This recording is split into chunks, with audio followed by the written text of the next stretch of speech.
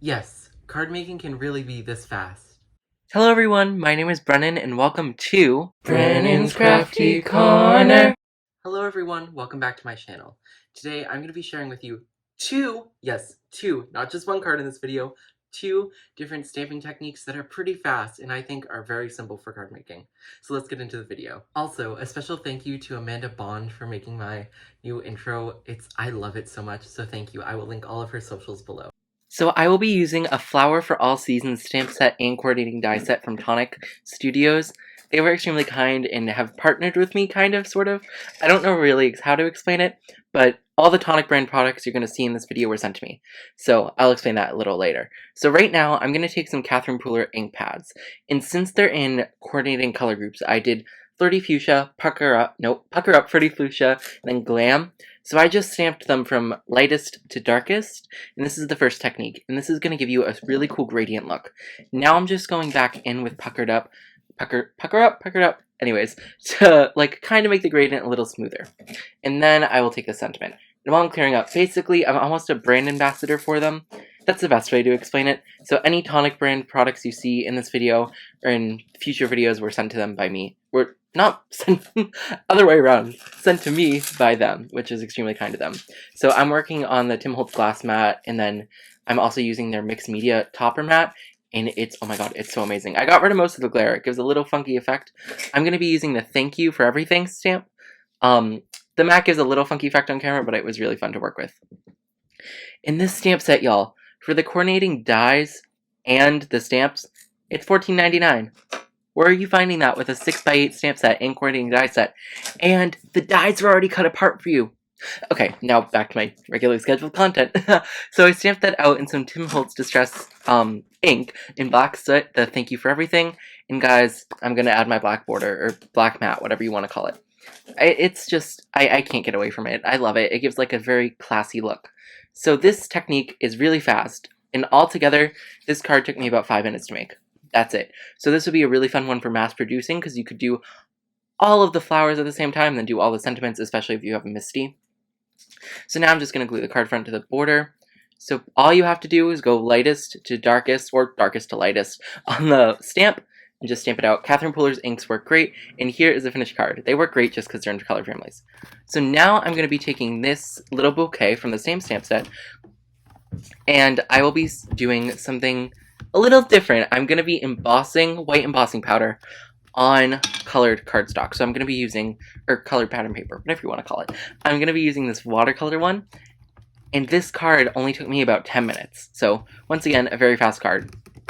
So all you're going to do is stamp your embossing ink. I am using VersaFine. Is it VersaFine or Versamark? I always get it confused. You guys will know. It's the embossing ink. You guys will see it beforehand. I just kind of forgot. Oops.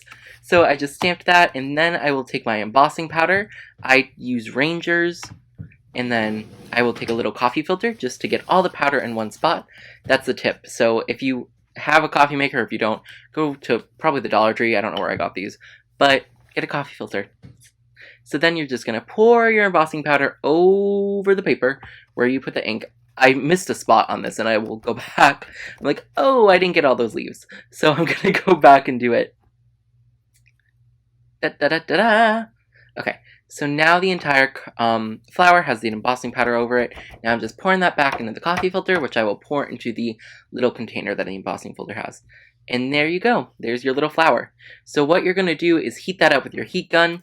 Of course, I can't really show that on camera. See, those are the dies. They're cut apart, and I used them to cut out that flower. So now I'm going to take 3 different types of green paper, and I'm going to be using my Cricut cutter. And I'm just going to be cutting them to about a 1/2 inch strip. I realized that's not going to work on that side. Let me change it to the other side. So I ended up doing a 1/2 inch strip in all 3 colors. I only did 1 strip of each color. And what I'll be doing is putting them on a diagonal line, and then I'll put the flower on top of it. I'm just basically mounting the flower onto something. Typically, you don't want your images floating in random spots unless you have multiple images that are floating in random spots. Then it looks good. But at least for me, I just like having it mounted to something, so the flower will be mounted. So I'm going to be taking my Lawn Fawn glue because I have still not gotten a new tip for my art glitter. It will come soon. I need to go buy one. I haven't bought one yet. I'm also just taking my mono sand eraser to get rid of all those fuzzies on the cardstock. That's really great for that. It just, sometimes your blade's dull, but it still cuts, so you need to get rid of those fuzzies. That's basically what happens. See, I have to do it again here. My cutter's old, that's why. The blade is old. Not the cut, well, both are old. So I'm just gonna finish gluing this third and final piece. Wham, bam, bum. I haven't sung at this at all during this video. Huh. Then I'm gonna take my Tim Holtz scissors, just snip, snip, snip, snip, snip, snip. Okay, so I'm gonna just put those in the recycling, those little scraps. I can't really use them for anything. And then I have that almost like a gradient in stripes. 2 gradients in this video, I guess. And then I'm gonna put that flower bouquet in towards the upper left of the stripes. And then I will take out the sentiment, and I will be doing always thinking of you, I think it is. Always thinking of you. So I'm going to stamp that in some, once again, it's Versa Fine or Versa Mark, Versa something, but in the Nocturne color. And then I will just be gluing down that flower. And this card, once again, it was really fast, and this could be something you could mass produce very easily. What I would use an acrylic block. Take your acrylic block and put the stamp on it, and just keep dipping it in the embossing ink and stamping it onto the cardstock, whatever kind of cardstock you're using. I used a watercolor one. And just keep doing that, then pour embossing powder all over it. And then you can die cut them out. Here, I'm just adding a couple of enamel dots to give it a finishing touch. I just like it. It gives it a nice little fun look. Here's a pro tip. Always do odd amounts of embellishments or whatever you're doing, because the eye just likes odd amounts better. I don't know why. It's human nature to like the odd amounts more. So whenever you do odd clusters, so if you're typically, it just looks better. Sometimes you can get away with even and it looks great, but most of the time the odd will look better. So now I'm just adding glue to the black mat, because I already glued down my card front, and now I'm going to glue that to the card base, and bam, we have a finished card. This one only took about 10 minutes, and we did heat embossing, and only a total of 10 minutes. Thank you all so much for watching. I really hope you enjoyed this video and learning some different techniques you can use for stamping. I always try to get more out of stamp sets that I have, and I think this stamp set is really great. There are so many different flowers on it, and you guys know how much I love flowers. Thank you all so much for watching, and have a great rest of your day, everyone. Happy crafting!